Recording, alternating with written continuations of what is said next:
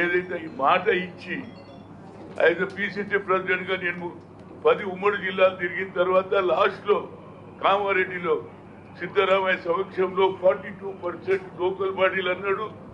ఇవాళ మాకు ఎన్ని వచ్చినాయి? 52% మామూలు గెలిచిండ్రు. కులగన జరిగినాక రేవంత్ 56% బీసీలోనే డిక్లేర్ చేసిండ్రు.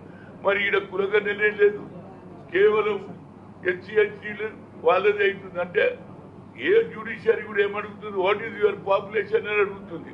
ఒకడు 40 అంటుడు, ఒకడు 20 అంటుడు, 30 అంటుడు. కరెక్ట్ గా ఏది 1931లో అయినా సెన్సస్ ఇప్పుడు చేస్తుంటే న్యాయం చేయదా బాబు అంటే ఆయనకి ఎందుకేమో మా మీద కక్ష ఉన్నదా, లేకుంటే ఆయన ఓబీసీ నిజంగానే ఓబీసీ అయితే న్యాయం చేయాలి. కానీ అగ్ర కులాల వాళ్ళు ఆలోచన చేస్తున్నారు. రేవంత్ రెడ్డి ఇంప్లిమెంట్ చేసిండు. పిసిసి ప్రెసిడెంట్ గా ఏదైతే వాగ్దానం చేసిండో ముఖ్యమంత్రి రాగానే ఫస్ట్ పని ఏం చేసిండు తెలుసా? ఏది కేబినెట్ లో ఫస్ట్ నిర్ణయం తీసుకున్నాడు, కులంగానే చేస్తాం మేము అని సెన్సస్ చేస్తామన్నాడు. 150 కోట్లు శాంక్షన్ చేశాడు, ఇంటింటికి తిరిగాడు.